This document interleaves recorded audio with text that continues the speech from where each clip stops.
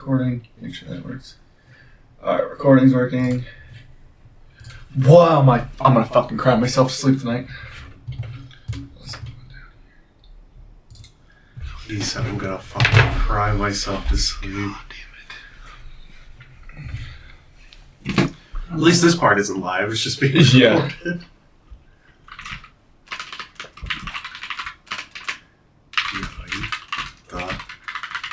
There you go.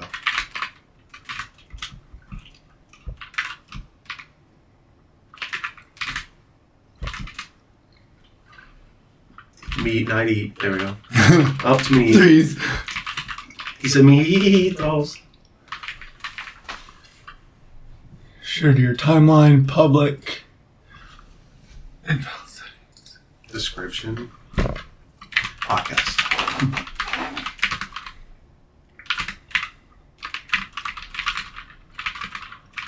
And I can't type standing up.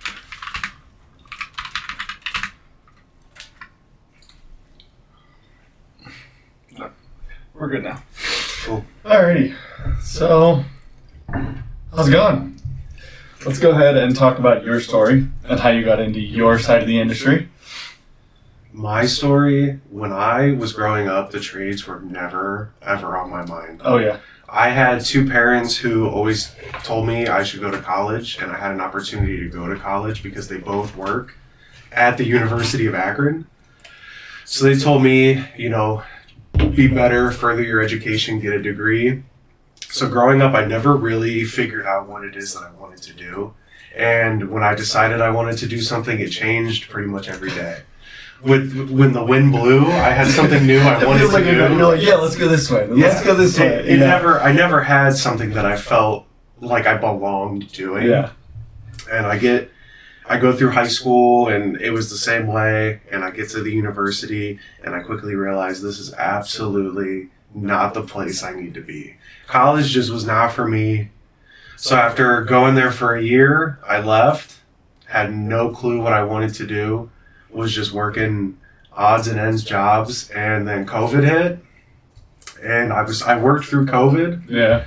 But the job I was at definitely did not want to be at, and so I used the shutdown, the world shutdown, as an opportunity to figure out what the hell I actually wanted to do with myself. And I started doing some research and discovered welding, and decided I wanted to take an interest in it, and kind of pulled it out of left field. And then went to Stark State College for welding for a whole semester before I started getting certs under my belt and really honing in my skills and realizing that this is what I love to do. And when I went to go apply for jobs, I heard the horror stories of, basic welding jobs out of school, production welding, you're going to hate yourself, you're going to be a $15 an hour part welder is what we were all always told. So you need to try to figure out something that you want to do. And I knew that I wanted to be in this industry, to be in that world. I didn't feel like welding the same part 150 times a day for no money. Yeah, it gets a little boring. Right. So I figured, why the hell not? Let's look into what's really out there. And so the union building trades are always posting, always saying things. We had little banners and pieces of paper throughout the welding school that I was at that said, there's iron workers unions and there's all these different unions that you can apply at. So I took an interest to those, and I applied at a couple different ones. I applied for the pipe fitters, the iron workers, and then eventually I applied for the sheet metal workers. And for some reason, I always liked the way sheet metal was more than the other two. Yeah. Custom fabrication, it's such a versatile field. And ironically, they called me back first while I was in school. I remember just dropping everything out of my hand because my phone was ringing. And I was like, oh my God. This is waiting on the phone call. This is probably the hall calling me back. And so I answer the phone, and sure enough, it's the business agent telling me, we have a position for you. You're ready to go to work. And I scrambled to pack up all my shit as fast as I could because I was like, oh my God. I feel like I'm leaving. I'm not even finishing. I'm just going to go home. So I interviewed on a Thursday. They called me Wednesday the next week. I went to work that following Monday.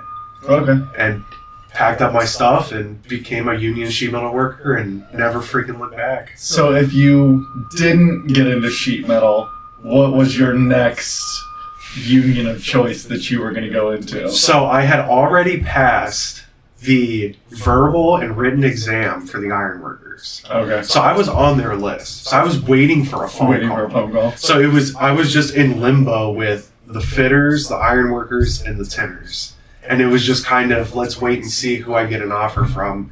And sheet metal called and I couldn't refuse. And then what's funny is like 3 weeks later, the ironworkers called me and they're like, well, we want to bring you in for one more, you know, blah, blah, blah, blah. You're like, yeah, sorry about that. Can't come in. I'm like, sorry to tell you, you're a little too late. A little too late. I'm already a part of a trade union. And 2 years in, I haven't looked back. It's crazy. It's been the best decision I've ever made. Yeah, it's a different world when it comes to, you know, showing up to a building every day and building a building versus walking into the building and going, oh yeah, I'm warm today. Like, it's just second nature things that we don't think about, but like walking into a house, a building, like anything you walk into, we have our hands in it every single day. Correct. So now, speaking of production, piece welding, I hate my job coming out of welding school.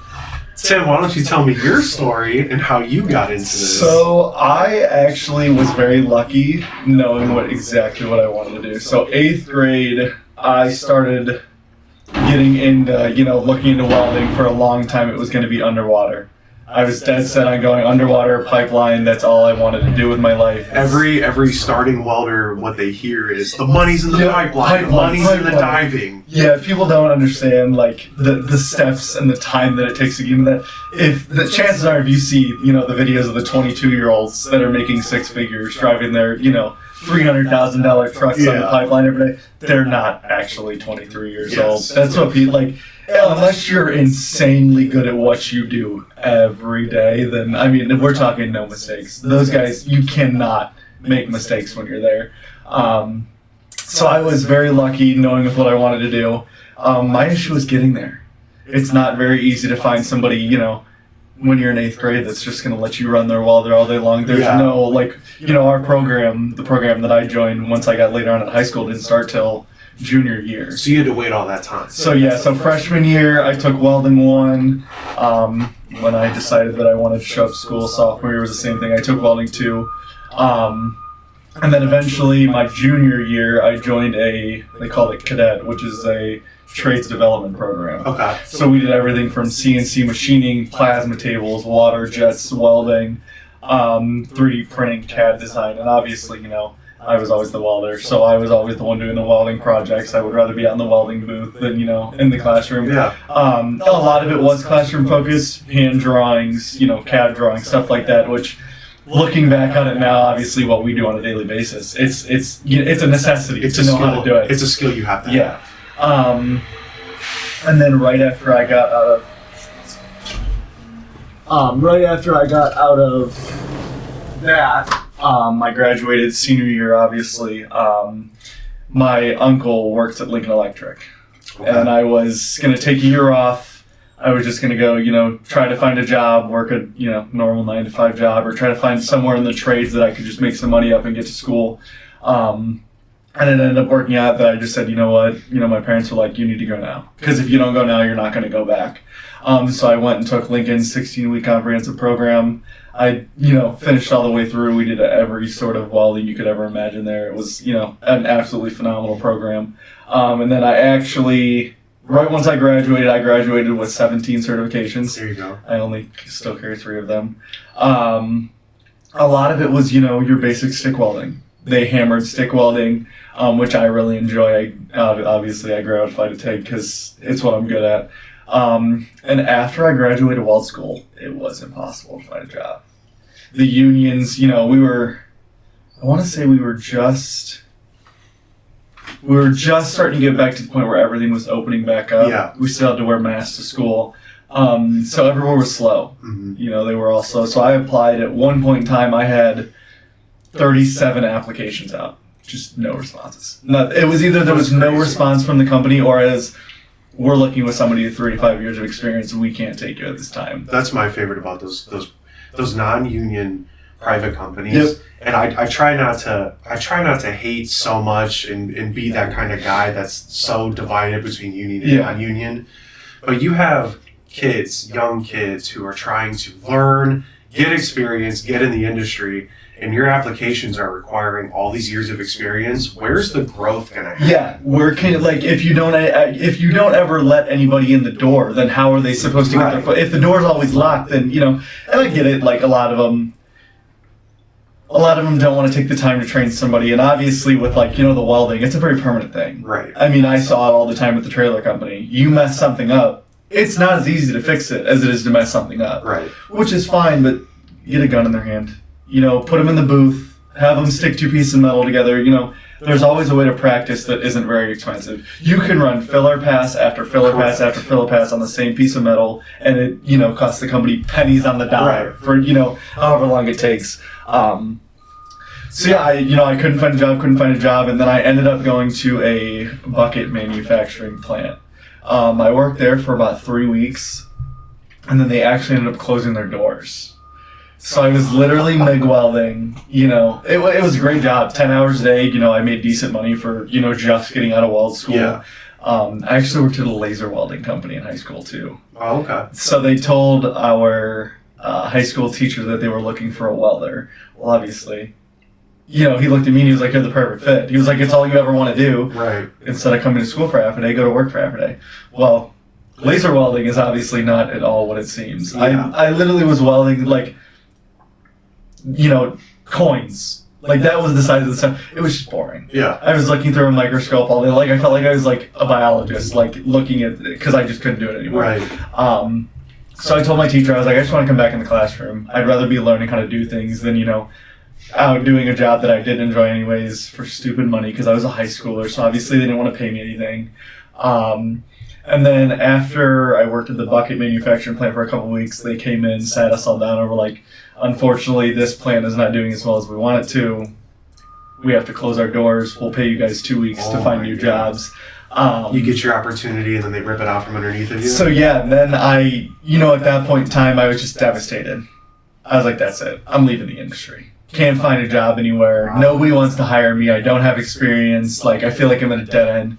So I went and worked at Cintas for 9 months. It's a cool place, but again, it wasn't me. I'm not meant to work in an industry that isn't exactly what I want. I get bored of doing the same thing every day. So then Mac popped up.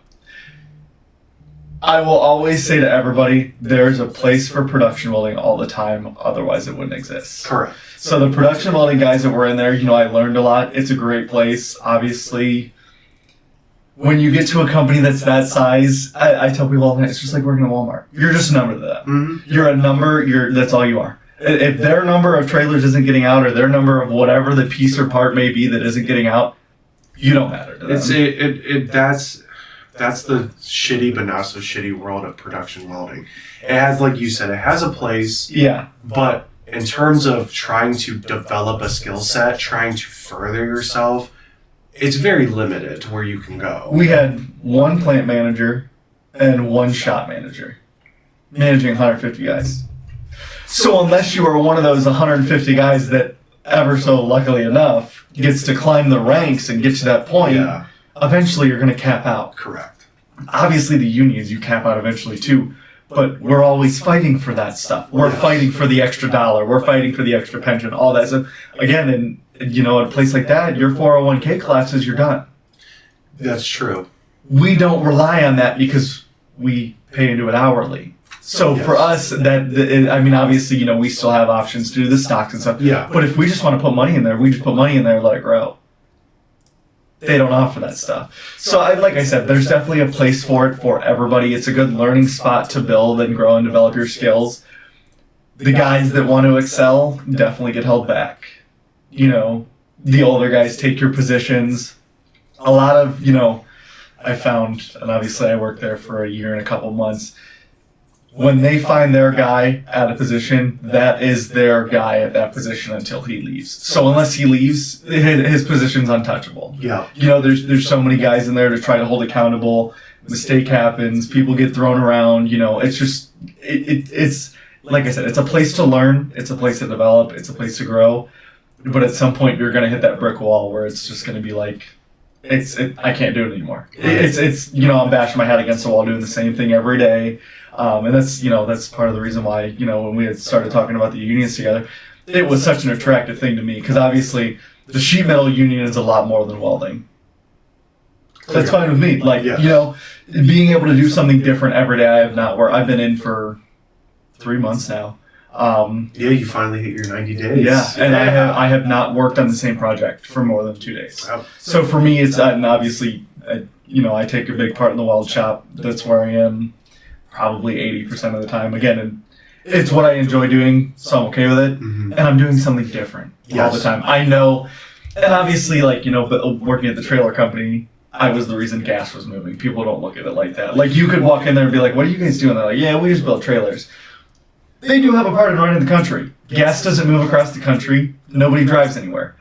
Obviously, people would find a way to do it if they need to do it. But again, like, with us, we're the reason the buildings stay heated and cooled.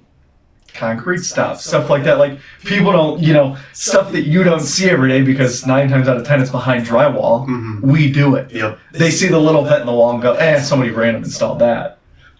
No, we know what we're doing. Like, we take pride in what we do every day. And that's the beauty of learning a trade. Like, I think I might offend people with this, but this is what I believe.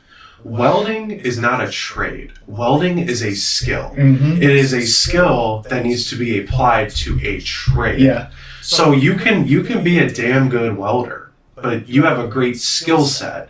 But again, there's a limit to what you can do with a stinger, a TIG torch, and a MIG gun. Yeah. Eventually, there has to be more. When you learn a trade, you learn a trade. You learn 15 to 20 skills that combine to make you an asset, not just a welder. Yeah, that's where I think, we separate from the rest. We run so many different machines, so many different tools we got to worry about. Obviously all the trades are like that, but like you said, if welding was its own trade, there would be a welders union. Correct. It's the iron workers, the sheet metal guys, the pipe fitters, the boiler makers. Like, those are the guys that, obviously are very heavy in the welding side. Yeah. If welding needed to be its own trade and its own union, then it would be its own union and its own trade. But it would never work because, like you said, you always you can build a box. Mm-hmm. Okay, that's cool, but, nobody wants a cube that's welded together on every side of it. It's going to leak somewhere. So now that you can take a piece of metal, bend it in 2 places, well, now you have, your cube ready to go. It's a different story now. The versatility is no joke. Like, if you want to run beads all day, you could go to a production place. Yeah. If pipelining's your dream, there's a pipeliners union for that. Yeah. But if you want to learn a trade, learn to become very skillful in assets, somebody who knows these things, you need to do a building trades union apprenticeship. Yeah. So that's going to lead me into what now I want to get into. So I'm a union sheet metal worker. I helped get you into the union. You're also a union sheet metal worker. But we also are both in a unique situation where we both went to a welding funded school prior to joining the union. So you went to Lincoln Electric in Cleveland. I went to Stark State College in Canton.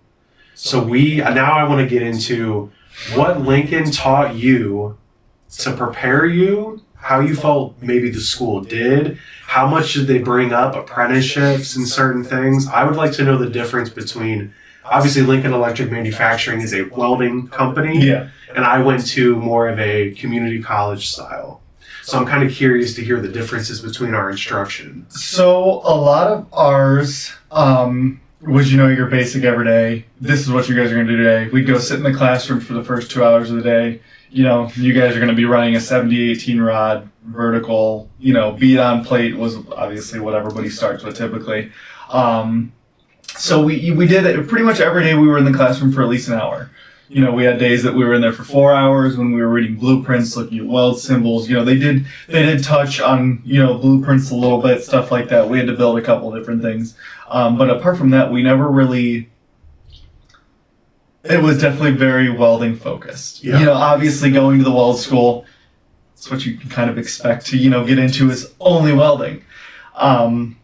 I want to say it was 8 weeks of 8 weeks of stick, 4 weeks of MIG, 4 weeks of TIG. Wow, they really like their stick welding up there, huh? Which for me is insane because anywhere you go nowadays, stick welding is... people just don't... the smallest amount that they can use it is the smallest amount that they can use it. Like, you go 9 times out of 10, you're running MIG or flex core. Anywhere you go. Unless you're TIGging, which obviously, again, has its own place. We used to make jokes about it all the time. You're not taking a whole trailer together. No. We'd make jokes about it all the time. Like, you can joke about it, you can say, like, good luck. That trailer's gonna take you 6 months to get done taking every single piece onto it. So they definitely focus on their stick a lot. They were really, really heavy on pushing the AWS certifications. Yeah. Now they are an AWS partnered school. Okay. So they push it heavy. Obviously, the AWS makes money every time you pay for a cert, every time you renew a cert. Like, so for me, it was, okay, well, now I'm just going to chase as many as I can. Yeah, just build up your resume. Yeah. So I, spent all this time getting them. When the unions came in, we actually did not have a sheet metal rep in, which blows my mind. So this is what I'm excited to hear, because I heard you mention before that they brought in business agents from building trades unions in Cleveland to the school to talk to you. Who came in? What did they talk about? And what seemed interesting to you when they came in? So the iron workers, the boiler makers, the pipe fitters, and I want to say the Teamsters came in too. Obviously, the Teamsters are very broad, so I think they're just... Yeah, they're probably everywhere. Yeah. Anywhere you go where they're like, oh yeah, bring a Teamster in. But something they have is what you want to do. The iron workers were very interesting. I think that's a very cool trade to go into. It's a very interesting trade to go into. Obviously they are technically, quote unquote, the foundation of the the floor that we walk into every day. Yep. So those guys, but again, they're your typical, 50, 60 hour a week, hardcore, rough on their body. It's a different breed of guy. They're hanging upside down, I mean, you see it at Sherwin. I see it every day. 30 stories up in the air. Like, those guys are cool. But for me, it's like, one, I'm not the biggest fan of heights. Do they bother me completely? It depends on who you ask and what day I'm on. If I look down for too long, it might not end well. Make your head spin a little. Yeah. So I'm not, the biggest, but a lot of their stuff is they do a lot of welding on a daily basis. They're, up in the air, outside. That's what attracted me to it. They're stick all the way. That trade is your tried and true 70-18 stick welder. And you watch, the videos on the internet. Those are your guys. They're the outdoor welders. 9 times out of 10, you ask somebody a blue collar job, the iron workers are just bound to pop up at some point. They're the sky cowboys. Yeah, that's what they are. And obviously, unions are great. They're phenomenal. There's bad ones. There's good ones. The pipe fitters were more of my kind of style that I drew to them a lot. Obviously, the pipe fitters and the boilermakers, they both do a lot of TIG. I had 6 AWS certifications in TIG, leaving aluminum, steel, stainless, titanium. So for me, it was very big to try to get in there and be like, all right, well, here we go. At the time, unfortunately, it was, I wish I would have had it done it sooner. I wish I would have just gone straight to one of them. Right out of Lincoln's. I wish I would have walked up, grabbed the application, signed in, and said, you know what, I'm just going to do what I need to do. They always bring up the traveling, which is so weird to me.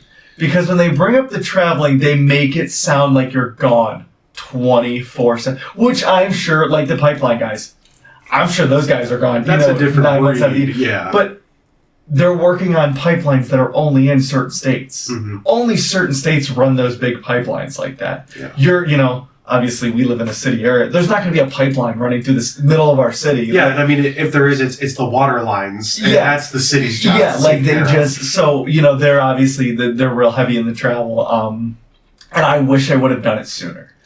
Like, obviously, I look back at it now, like, obviously I'm only 3 months into my, apprenticeship for the sheet metal workers. You're still a little youngling. Had I joined the sheet metal, or the pipe fitters or the boilermakers, I'd have been right out of school. 2.5 years in already. You'd be heading into the third year of your apprenticeship. So I mean, I look at it now and I wish that I would have started sooner. Yeah.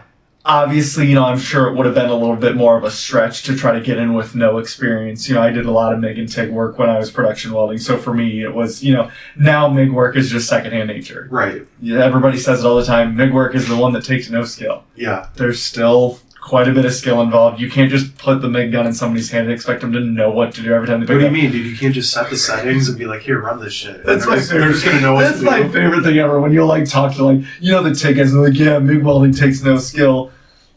The thing with MIG welding is it's all in the custom fab world. It is. Those are some of your smartest guys because 10% of it's welding. You could be the best welder in the world. But what about that 90% of drawing, designing, measuring, cutting, bending, fabbing, putting together, and then welding? Well, and that's where a lot of them look at it. Like at Lincoln, I never picked up a grinder.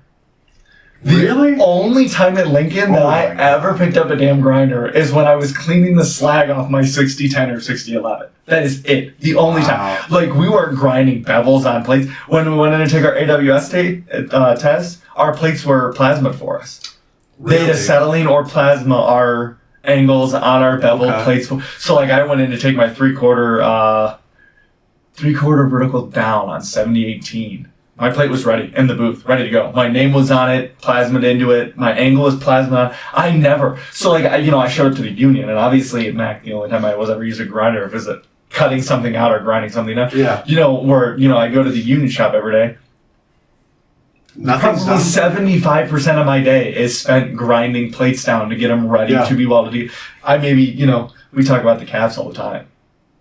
Yeah. The caps are bent. They're not prepped for you. Yeah. You have to grind them to prep them for the bender, and then the bender will take, and then again you have to grind them after they're bent. The shop floor's job is just to get it ready. Yep. It's not their job to make it. Clean the plasma slag off of them, get the galv off of them. Yeah. And that's another big debate in the welding world. Galvanize. Do you grind the galvanize out? Do you keep it on there? Obviously that's a long, but yeah, so a lot of it was, we had probably a week where they focused on the unions, and that was it.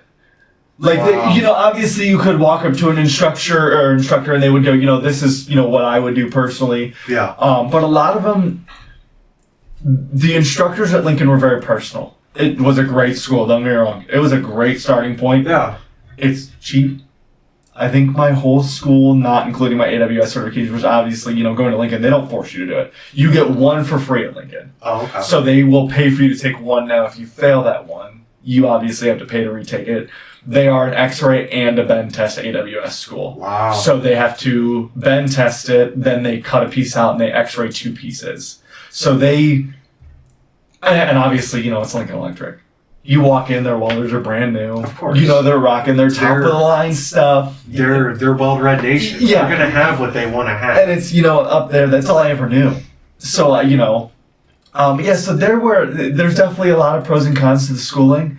I almost, I wish we could find somebody that didn't have that opportunity, that learned to weld by picking up the stinger and putting a 7018 on a plate, burning the shit out of themselves, over to see how hard it was to get into, because obviously, I'm sure for the union, did putting Lincoln on my resume probably help, but I'm sure they still would have looked to me the same. Yeah. They still would have been it's another body. His attendance at work is great. He's got great, So for me, I do oftentimes think if I didn't spend, that $8,500, where would I be now? Would I still be doing the same thing every day? Would I have, just bit the bullet and gone to a production place? Would I still be at a production place? And obviously, even moving in here, had I never met you, I would have probably drowned at Mac, because I would have never. Like I said, and that's part of the reason why I wish I would have listened to the guys at Lincoln. Yeah. And, kind of bit the bullet a little sooner to just jump in and you just say, what, if I have to go travel for, a couple of years, I got to go travel for a couple of years. And that's just the way it is. And sometimes I hate the way they present the traveling. So when you're in a union building trade, your local has a jurisdiction that they cover. Mm-hmm. So, we have, so many counties that we cover here in Northeast Ohio, and other locals are the same way. So you might have a job in a different county. You might be driving, an hour, an hour and a half. To me, that's not traveling. No, not at all. And you can still go home every day. They scare you into thinking you're going to be oh, your job site's in Wisconsin and you're here in Ohio. Yeah, like that's not the way it works. Don't get me wrong. You can travel. You can travel out of state in any building trade, but you don't have to. So don't scare these youngsters into being like, oh my God, I'm gonna have to go across the country to work. And as much as all of them, because I was the same way. At the age of 18, I'm sure there's a lot of people that are probably ready to move out of their parents' house and ready to go experience life, and that's fine. You can't look at me and tell me some 18-year-old's gonna jump. We had a kid go straight to the pipeline out of school. Oh my God! So did he go Union pipeline? Yeah, so he was a Union pipeline. I gotta look it up and see. 798. I think. He's down in Texas. He's probably 798. 798 is the only pipelining local for the United States. Okay, so he went out and pulled a loan. He bought a truck. Oh my! He bought a trailer. So he sold out completely. So this kid was deep. Like he was everything that you could get. He was watching YouTube videos in the middle of class. What tools should pipeliners have? Like that's what he wanted to do. So he wanted to do it great. But I've talked to him a couple times after that. He was like, "Dude, I made the wrong move." He was like, "Don't get me wrong. The traveling was great." He said, "Buying the $60,000 truck and putting another $50,000 into it worth of tools and it's not. People don't realize it. You're paying 10 to 20 grand for one of those engine drive diesel welders that you don't have a choice. Yeah, you are not running a external generator welder on the pipeline. There's no way. You're not pulling up to the right away with a 110 hanging off not at all. Your truck. No, and I think a lot of them, they did. I think they did. And we've had this talk a couple times outside of here. I think they should bring in your average guy, but they also need to bring a BA in. I think they made a poor decision by just bringing, I kid you not, they probably drove to Cleveland, pulled some random guy off the hall list and said, hey, you're going to go to Lincoln Electric today and talk to the kids about, our industry. Yeah. So like I said, I think there's, rights and wrongs with it. It is very important. And I think that's one of the things that we're going to cover on here is me and you are in the industry. So me and you know, okay, you wake up at, 3 a.m, you're at your job site by 4, this is what your day looks like, these are the issues and stuff that can arise. You clock out, you go home at 2:30, 3 o'clock every day. And that's not to take it away from anybody. It doesn't make it easy. These 18-year-olds now, a lot of them, they kind of, look at the way that the older guys work, and I've never felt it. I work in the shop. And I've never had one of the older guys make me feel lesser or worse than them for being younger than they are. And I think that's very important to find your couple of guys that are willing to teach you how to do the trade. I think that's very important to, essentially have a mentor when you walk in there. Be able to walk in there and go, this is the guy that knows what he's doing. He shows up every day. He's reliable. He's going to teach me the right way to do things. Mm-hmm. And we did it for months and back when I was training somebody. It was, this is how you're supposed to do it. This is how we do it. And you're going to get that anywhere you go because everybody wants to get it done. Don't get me wrong. We want to do stuff the right way. We don't have a choice but to do shit the right way because of the inspection we go through. But money talks. We have to get it done fast. Money talks. There's a deadline. They're building, 36 stories in... 38. In what? They said 11 months? So I'll be on this 38-story skyscraper for a year in March. And I'm not going to leave until the fall of this year. So a year and a half, 2 years? About a year almost? and a half. So they're these general contractors, and the reason they can do that now is because of technology and where we're at. Yeah. So they see the money grab, and they want it. Why not? We have the skilled guys to do it. Build the damn thing in a year and a half. And that's where we're lucky is, the company that we work for is so heavy. And, even our local hall is what? I think we figured out the one day we're like 65-70% of our hall. For this one contractor, of like 380-ish members, at our peak, I think we have about $140 of. So we're almost, just a little bit under half of them. So we're lucky that we can experience all that. And obviously, I think that's another very important part of what the union doesn't tell you. They did a very poor job. So I thought going into the union that I was going to the shop every day, and if I wasn't going to the shop, I was going to the field. Yeah. And I thought I was going to be showing up at the hall building everything.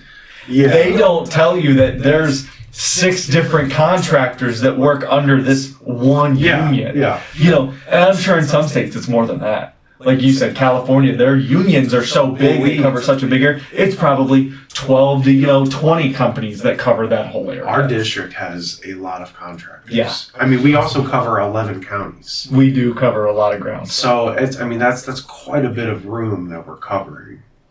Yeah, I think they needed to present it a little bit better and kind of explain a little bit more how it works, and not just leave you thinking, well, it's another opportunity, and then let you think that's all about it and move on to something else. And that is the first thing they do, is they come in and they slap that pay scale paper down right in front of your face. Wages. It's going to take you 5 years to get there, but eventually at some point you'll be making $35 and you're an going to learn. And like you touched on, you got guys that work with you in the shop that are experienced, seasoned vets. They see you show up, they see you work hard, they want to teach you because you have for our district and our local, it's a 4-year apprenticeship. Yeah. You have 4 years that you have to learn. And these older guys, they're looking at the finish line and you just started the fucking race. Yeah. So they're gonna be like, we need people to carry this tradition on or we're screwed. Yeah. Like I've worked you're in the shop. I spent a year in the shop, and I've been in the field now for over a year. So I've got to see both sides of the coin. And when you're in the field, like I've worked with foremen, and I've worked with senior journeymen and older journeymen who see it as you're either a replacement or you're an up-and-comer. And I've been very fortunate to work with these foremen who see I care, whereas most people in our generation don't. I show up on time, I actually like my job and I want to learn it. So they're going to be like, okay, come here. This is how we're going to do these certain things. And I think that is a massive part of doing it. They tell you over and over again. Any company will tell you. I run my own business. My family owns their own business. 80% of this generation's problem is they just can't show the fuck up to work. The big generation debate. Up to work. Show up to work on time. I can show up to work on time every day. The shop will teach me what to do. No, don't get me wrong. There is people that just don't understand it. Yeah. There is people that you can do everything for. You can put a blueprint in front of them. You can put a drawing in front of them. You can show them how to do something they still don't know how to do it. Don't get me wrong. That's in any job. But for some people, it's just not their thing. But in things that you see it. If we take an interest in something, we're gonna make it work. Yeah. We're gonna figure out how to do it every day to make sure that it comes out the right way. And so I think a lot of it is they expect so much. All of them. And I feel like it is a big issue now, is they want to walk in and they feel like they deserve it all. Yes. And, half the time I want to look at me like, guess what, motherfucker? You're at the bottom of the totem pole. You do not have a choice. Go ahead. And because, again, we have ran into this issue where society as a whole has made them feel like, they can sit at home and do nothing and they deserve the world. It's a big issue. Wake up. Realize that unless you show up to work for 40 hours a week, you deserve nothing. Yeah. It is not my job to take care of you. It is not anybody else's job. Show up to work on time every day. Work. Do what you can at work. There is people that can't work. Okay, that's a different story. Again, show up to work on time, and you can learn anything you want to learn. So I think that's another big issue too. Is we run into a lot of these guys don't want to listen to those older people. So I think that's where me and you, kind of realize, okay, this guy knows what the fuck he's talking about. I should probably listen and pay attention that someday I can be in his shoes. Yeah. Like when I got into it, it was my goal to run work. Like I'm not here to just be the guy that bounces between jobs. Oh, this job's over. They're going to lay me off, so I'm going to go to the next one. Like I'm going to be the guy that a contractor's afraid to lose. Like, please don't go anywhere else. Well, we need you. You want to be an asset. You don't want to be a liability. You want to be an asset every day when you show up. Yeah, and for all of our union people out there who understand this term, it's a term that exists. You don't want to be what's called a hall rat. And a hall rat, for those of you who don't know, is when you get laid off from a job, you call the union hall, and they have a contractor who's waiting for you to go to the next one. Well, your reputation and word of mouth in the trades travels faster than a text. Oh, it's insane. Your reputation will be spread by word of mouth faster than a phone call and a text message. Yep. Everybody knows who you are. I don't care who you are or how quiet you are or how loud you are. Everybody knows your name. And that is the first question that everybody asks you every day. Like, Yes. my first 2 weeks of the shop, the number one question, not what do you do, not what are you interested in. What's your name? What's your name? So if you're somebody who's known as a hall rat and your name is associated with hall rat, you sit on the book and you don't work. And we have guys that are like that because they don't care enough. They just see this as a paycheck. And we have, I mean, me and you know, we see it everywhere we go. I saw it at Mac, I see it with you and me now. We are very leadership-oriented people. We enjoy taking charge. We don't care what we have to do. Yeah. It's going to get done. We'll both pull the 15, 16-hour days to make sure that shit happens. Yeah. Because at the end of the day, when the boss realizes, oh, wait, who did that? Oh, well, Tim and Tyler did it. Great. Put their name at the top of the list. So let's make sure. And obviously, another thing they don't mention, the layoffs. Yeah, people get scared and they hear layoffs. And don't get me wrong, it's something that you obviously don't want. No, not at all. But at the end of the day, the beauty of being in the union is I'm on a job for 6, 7, 8 months and I get laid off. I call the hall. I go to another place and another job. Yeah. I don't ever have to worry unless the economy's really bad or maybe you just suck at your job. And that's a big part of it. If you suck at your job, I make the joke all the time. If you're, if there's one person going faster than you on the highway, chance of you getting pulled over are probably slim to none because that guy's going faster than you. Yeah. Well, if there's 100 guys going faster than you and they're all out running the cops, guess what? You're the first one to get pulled over now. Right. So you're at the bottom of that list now. You are the first person that they look at and go, yeah, we can do without him. Somebody else can do what they're doing every day and pick up the slack from the other guy. Yeah. So, be better than the guy next to you. That's a big part of. Now, obviously, learn from the guys next to you. But as long as you are better than the guy next to you, your chances are way more likely to stay employed all the time. You just want to be a hustler. Yeah. Be a hustler when you're in. Show up every day, do your job, work hard, present yourself, be respectful. Those are the little baby steps that people think don't matter. But they do. But the guys in charge, those are the most important things. I've had foremen tell me, as long as you can show up on time and have an attitude, that's good. Yep. I can teach you the rest. But I can't teach you how to be on time, and I can't teach you how to not be an asshole when you're here. But if you show up and you want to learn and you take the initiative, you're the first guy they're going to teach because they see that you care. When you show up at, when your workday starts at 6 o'clock, you show up at 5:45. That boss walks in at 5:30. He goes, all right, this kid's going to be the one. Yeah. Because now you're 15 minutes ahead. I make it a point to be my foreman every day. Yep. I'm there before him every day. I don't care. I'll be the last one to walk off. Because that's something a point of pride for me that I have to do. And it's not even because it looks good. It's because I have to hold myself to that standard. I've always done it too. I don't have to, you know me, I don't have to be at work till 4 o'clock in the morning. I leave at, 3:15. I probably pull into the shop at, 3:30, 3:40 every day, but I am the first car in that parking lot every day. And it gets noticed, and it takes time because in your situation, you are a first-year apprentice. You are, 3 months deep, but the consistency of it. The habits that start to become will get noticed. Yep. And that's what's going to make you become a superstar. It's the little itty bitty things because by default during your apprenticeship, you're going to learn the trade. Oh, yeah. You show up every day, you're doing the job with somebody, you're going to learn it. Unless you're just completely oblivious. And that is anything. And don't give a shit. Yeah. Yeah, and you're right. That's anything in life. You want to learn anything in life, you're going to care enough to learn it. 21 days? I think it's 21 days to build a habit of doing something. Right. So, if you're showing up putting 10 hours a day into something, you're going to learn. Oh, yeah. But what tunes you into being a stud is the little details. Yep. The showing up on time, the attitude, the taking the time to make sure it's done right. Yeah. Check dimensions, check with people. These are what these older guys love to see. And I think, when you were at Lincoln and these union reps came in, to me, even your Lincoln instructors, these are the things that they should be teaching on top of welding. I can make somebody a damn good welder in a year or, 16 weeks by sticking them in a booth and showing them.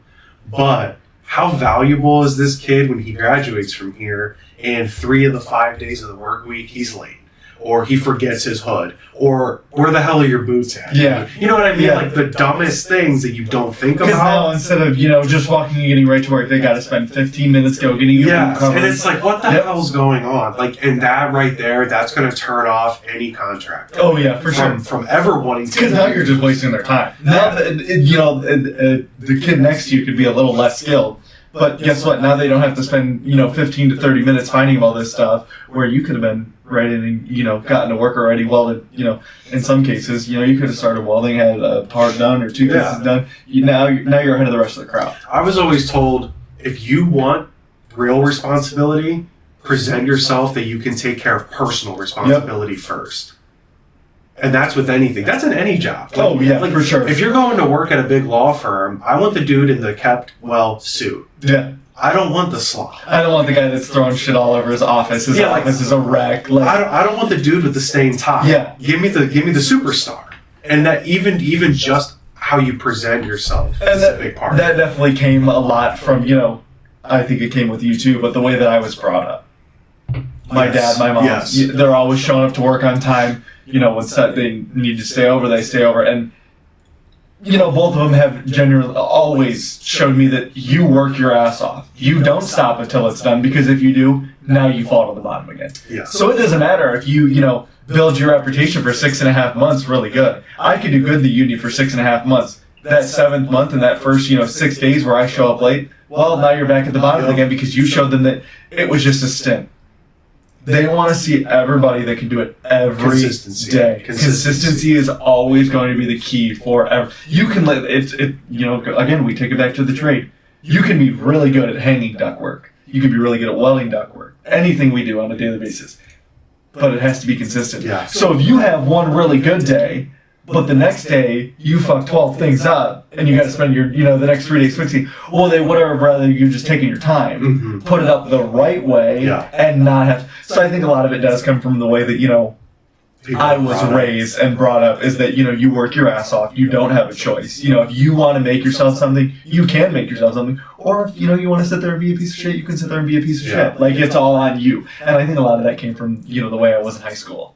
I didn't do shit in high school. Your loser days. Yeah, so I was a shithead in high school. Your big stoner days? No, it was nonstop. Like, I was a shithead in high school. I didn't go to school. I hated school. I wanted nothing to do. And then I found my passion, and I found what I loved doing every day, and it totally changed everything. I used to beg my teacher. I was like, can I just not go to my normal school today? Like, can I just stay here and, put a beat on a plate all day? I was like, I don't care. Just let me go here. I don't want to go to school. Just let me stay here. And, I used to beg them. And sure enough, I found that program and turned it all around. So for me, it was, if I enjoy doing something, I'll do really well at it. And that's okay. But, again, it all comes down to the way you were raised and brought up. And going back to the school thing, like, I do agree with you. I wish they would have, taught us, and it's the same thing in high school. Yeah. Yeah, this math problem is more important than, how to balance your checking account. No, you're wrong. I'm so glad you brought that up. So now I really want to get into the biggest heated debate ever. So when we were in high school, at least for me, okay, I went to Akron Public Schools. When you're in high school, you're given 3 choices. You either are enrolled, enlisted, or unfortunately, in a lot of my cases, imprisoned because of just the area we were in. They don't. Like, never one time did I have a trade school or a local union hall come into my high school. It was always colleges. Every single week, one of the classes I took when we were seniors, it was like a Thursday or a Friday, you went down to the gym and another fucking college would be there to talk to you about their majors and why you have to go to school. Never one time did I have a BA. Yeah, never one time did a business agent from the pipe fitters come in and say, for those of you who don't want to go to college, this is what you can do at 18. So you can be in an apprenticeship. I did an experiment on this in high school. Okay. I was an asshole for doing it. I probably shouldn't have handled it the way I handled it. It carried over to today. The asshole. So I walked in to one of my guidance counselors and I said, hey, I want to go to college. Find me 4 colleges that do I think I did something stupid. Like I think it was like business or something stupid. Was this for like a class or was this No, your own I just did it to personal be an report? asshole. Again, because I had realized that so early on that a lot of them don't give a shit about the trade school. They don't realize that the reason you're walking into Kent State University's building every day and you're warm is because of a trade. Yes. Guess what? The reason why that building's standing is because of a trade. Yeah. Nobody thinks of it like that. So I told her to give me like 3 or 4 colleges that, had business degrees or something stupid. Yeah. Like some stupid ass 4-year. Was I ever going to actually look at any of the paperwork? Never. Fuck no. It was a waste of her time. But then I walked in like a couple weeks later and I was like, hey, do you like have any information on like any of the trade schools in the area? And then she opened up her filing cabinet and dust came out. And she went, I'll have to get back to you on that. Let me send you an email. I said, but your response when I needed colleges was instant. Stacks of paperwork. And I said, that's great. Like, don't get me wrong. There is always a ratio to everything. Yes. But that business major who starts off making, let's just do stupid numbers, 60 to 80K a year. That's great.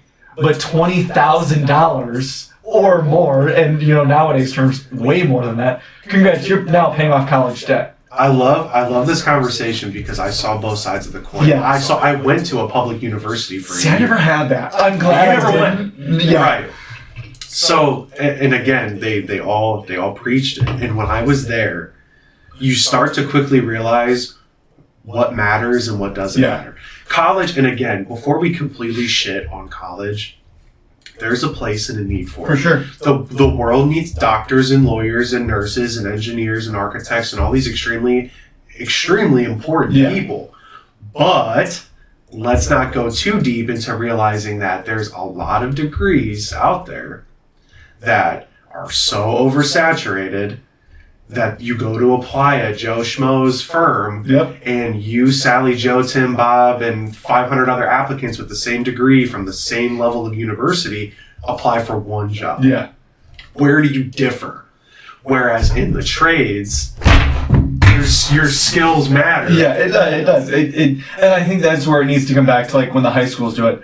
They have to focus on making this shit 50-50. Yeah. You've got to be able to promote these trade schools just as much as you promote these colleges. Correct. Because that's where kids go wrong. Kids see, oh shit, well I'm not going to college, so now I'm going to have to go get some average ass job. So then they turn to doing stupid shit. Because now they want to keep themselves entertained. Yeah. And 9 times out of 10, I don't want to call us males out, but for males especially, 9 times out of 10, if we're entertaining ourselves, it's going to be we're doing something stupid all the time. Like, degenerate shit is what, and obviously it's not all males at all, but degenerate shit is what we are good at. So if they have an out, and like, I told my teachers for years, like, we had a 6-district compact. So it was, we had a couple, the engineering, the marketing, the, agriculture, the, law, shit like that. And I was like, so there's only one trade development program. You guys only had one? We only had one. I think we had forestry too. What the fuck you do in forestry? They literally climb trees all day long. They leave Kent's fucking thing. They go out to the woods in the back and climb the trees and like it would be badass too. But again, like obviously we need them too.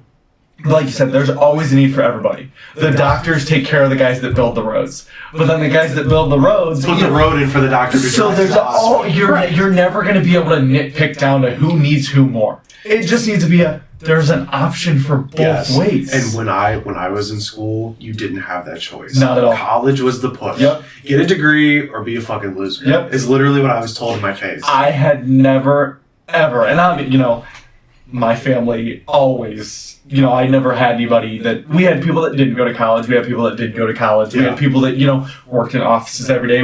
My uncle was a diesel mechanic. So, like, I had glimpses of both sides of everything.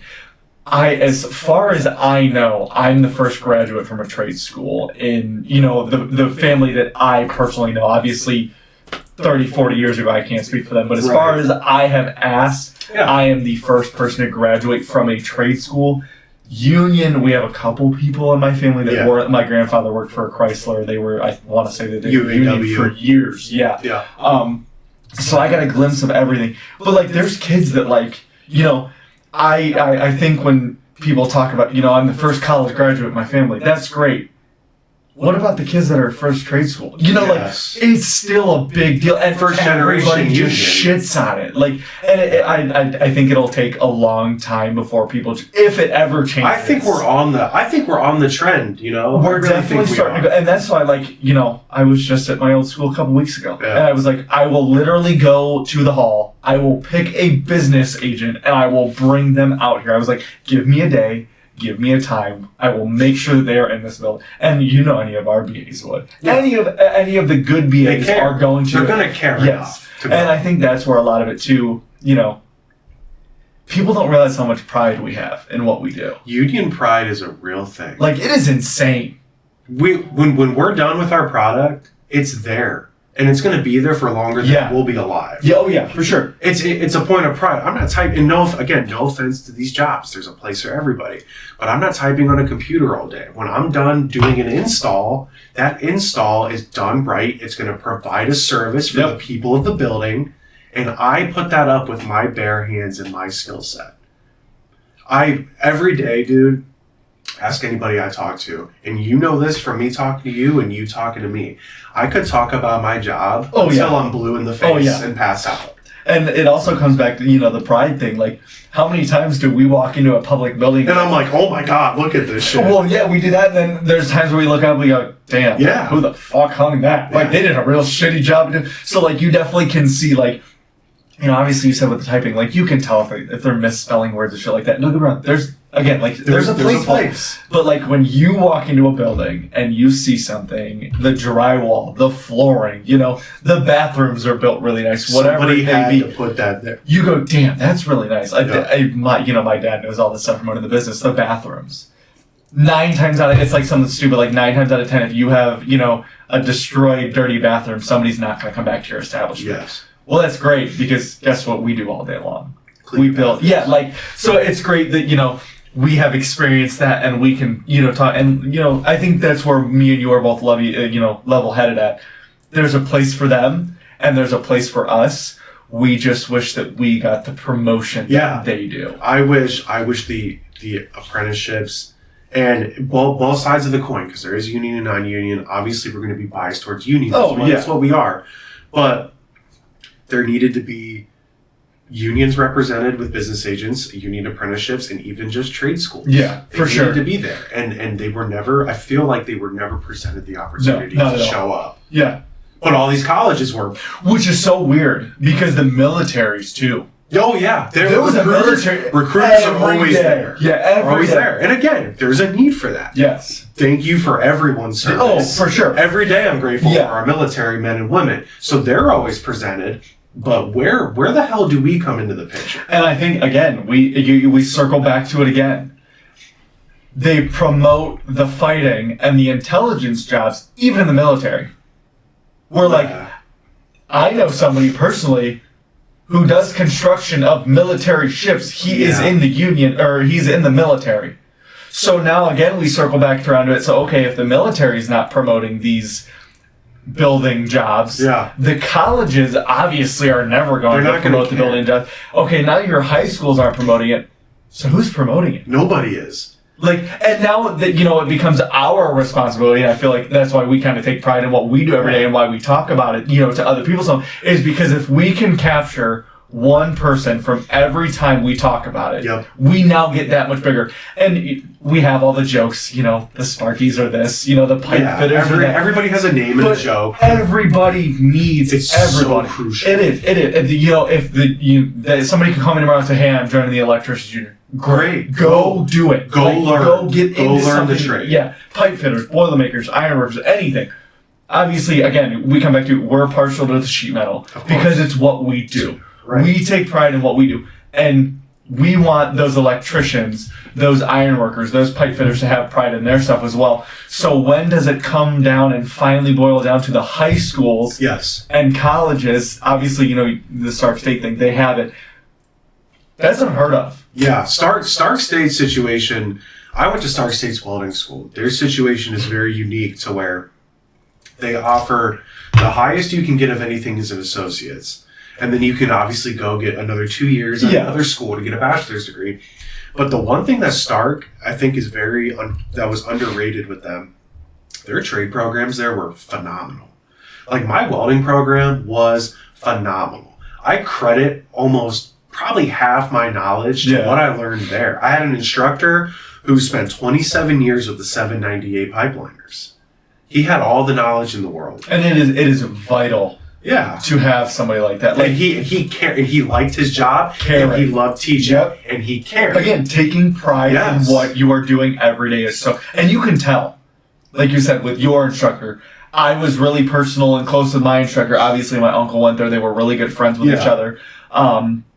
Even some of the teachers that are there now, the guy who teaches their, as far as I know, the guy who teaches their NASCAR class is, I want to say he's, my Uncle Chris's really good friend. But again, you know, I had a personal relationship with him where I knew that he took pride in what he did. So anytime I had a question, I went directly to him to ask him that question.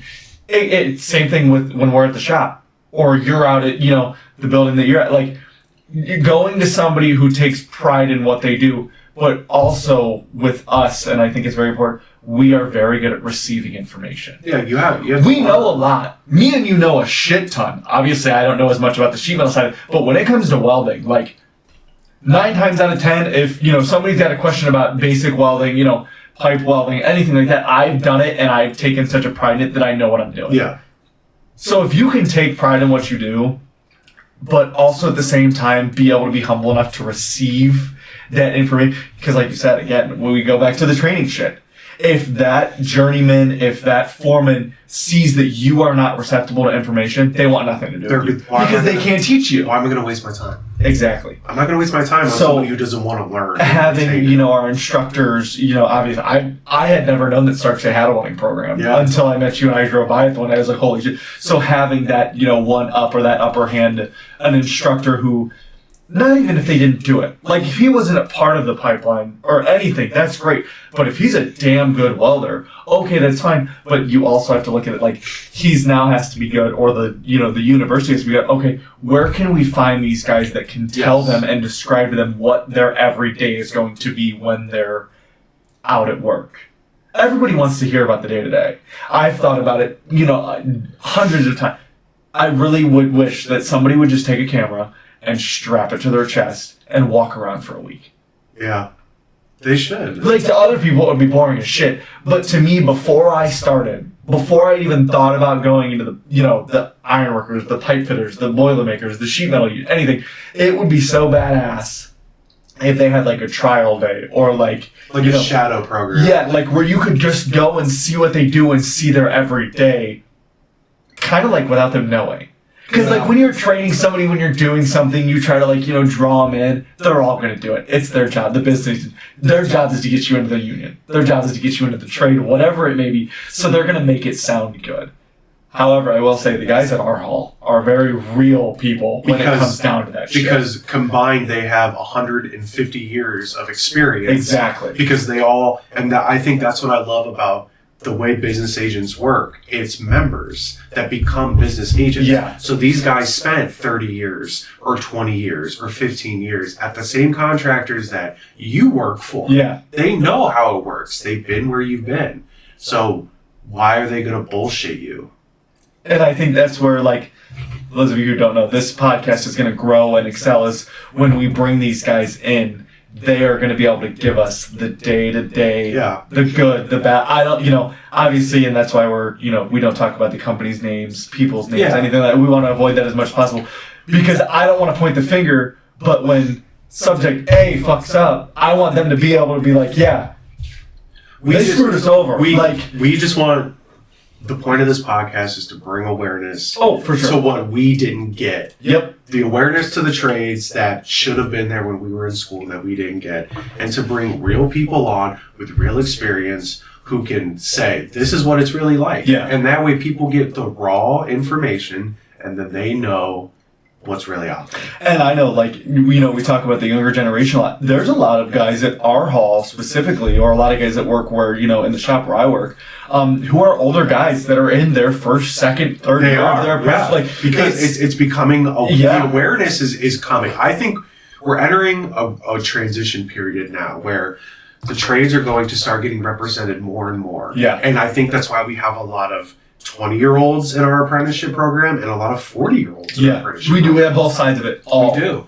So I think as guys are talking about it more, as podcasts are starting about it, as social media is starting to do it, I think we're going to start moving toward the trend of just as much as you need the doctor, lawyer, nurse, you need the plumber, electrician, and all these guys. And obviously, you know, our social media is very catered towards what we do every day because, you know, it's what we enjoy. We love our jobs, and we want to show it off. But I do think that there has, you know, I don't know if this is the right word, but that they've kind of built this aura around, you know, the trades, that it's a cool thing to do. You should take pride in it. We're like, yeah, it's badass to be a doctor and make all that money. Yeah. Good luck with those fucking loans, homie. Yeah, like, I mean, I think a lot of it's a double-edged sword. So I think a lot of it now is, you know, obviously with social media, you know, me and you can make a post now to where 20 years ago, if we didn't go out and have a conversation with somebody, they had no fucking clue that we were even talking. Like, so I think it is very big. And I think we're going to start to see that big breakdown of, you know, people start to break into it because it's a cool thing to do. Now, obviously, if, you know, you're not actually interested in it, don't do it just because you think it's cool. Yeah. Don't become a welder or a pipe fitter or an ironworker or a shoe if you don't take pride in it or you don't enjoy it, because this is where we get these dumbasses that don't pay attention. And it's hot and dirty and sharp and sucks and you're tired. Yeah. And like there's the downsides to it, of course. Yeah. And people think, you know, maybe it's not that bad. I mean, don't get me wrong, we love our jobs. It's hard. It's labor. It's the way it is. I've experienced the hot. I've experienced the cold. I've experienced, you know, the urine. You know, obviously you are currently in an open-sided building where I was in an enclosed tank. Yeah. At 115 degrees. Like, there is days where it sucks ass. It gets real when there's a crane day on the roof next to an airport. And it's March. And it's March. But there's 6 inches of snow on the roof. Those are things that you will tell your kids about. And those are the things that may suck in the moment, but then a week later you're going to go, I can't believe it. And now when you drive past that building, you're like, damn. And you're just going to laugh. You're going to laugh at how stupid it was because you couldn't believe you were fucking up there doing it. So I think it's important to be able to, you know, bring awareness to it. And I actually, eventually at some point in time, I want to do an episode about our health. Yeah. About every day. And obviously, I think we'll bring somebody on from like a real hardcore trade at that point. You know, we'll try to find like a pipeline or something that's out in, you know, that 97 degree, you know, heat all day, every day with a rod burning in front of the... So, like, to talk about the health, because I think, again, that's a very underlooked side of what we do too, is guys taking care of themselves. Yeah. You know, the trades, and I think that's another thing that kind of turns people out, is they say all the time, like, 50 to 60 is like a great age to still be working in a hardcore trade. Like, it's a great... So I think if we can kind of, you know, obviously, you know, we're not the greatest when it comes to taking care of ourselves. It's because we're in our 20s and I think we're invincible. So I think if we, you know, could kind of raise like some sort of awareness for them too, that there is ways to still do your job, but take care of yourself while you're doing it, getting the right amount of sleep, you know. Yeah. But that's obviously, you know, that's a whole topic. But I think it's very important that, you know, we're starting to get back to that, you know, we're seeing the rise. I think it is. They're going up. I'm telling you, I think the big trade boom is coming. I think people are going to start realizing as things are getting more expensive, costs is going up. I could, of course, if I want a career that requires a degree, go for it. But if I really don't know what I want to do, and I have any kind of interest in working with my hands, I can get paid to do an apprenticeship between 4 and 5 years, make money, not pay money, and learn a skill set that when I graduate from my apprenticeship and become a registered journey person, I can do whatever the hell I want. And I will always work. For sure. I think that it's definitely a big side of things, you know, and obviously they don't talk about our schooling enough either. We're going to school. We learn the hand drawing, the layouts, and obviously, you know, what they teach us in school is a lot of. I haven't gone yet, but from what I hear, they do quite a bit of the drawings, the computer drawings, the hand drawings, you know. But they also teach you how to make everything as well, which Lincoln did a very good job at. It was probably 25-75 for 25% in the classroom and 7. But again, that's what our That's what our trade. Like, obviously, we have our engineers and the plasma guys that, create all the programs and, do everything for us. The engineers that draw the blueprint stuff. Coming back to, again, we still need people with college degrees. That's Right. not saying we're not. Yeah, shout out all those engineers that always piss me off, but you're also very vital to what we have to do. Yeah, so I think it's important to, make sure that, people realize that the apprenticeship is just not going to work every day. You will learn how to do specific things that, we talk about all the time with you hand-drawing shit up at the building, sending it to the shop, and it's showing up. Yeah, you can draw or you can look at a print and order the required pieces, but then you're going to get out there in the field and there's going to be a pipe in your way or there's going to be conduit in your way, and not going to make a custom piece. Having the skill set to take a tape measure and a pencil and a chunk of cardboard and draw a fitting. Be like, oh, I can make this custom fitting to move around it. That's the skills that you're going to learn. Yeah, to be that crucial. For sure, it's a big time to get into it. Like I said, it's the perfect time. I think we're coming up. We're starting to see, obviously the economy's going up, and that's the, the great thing about us. Construction's booming. We got guys that fight for us too. We don't have to show up, and fight for our raises. It's done. It's done. We go vote and we pay money and we are represented well. It's a brotherhood. It's a sisterhood. It's a point of pride. But you pay union dues. Oh no!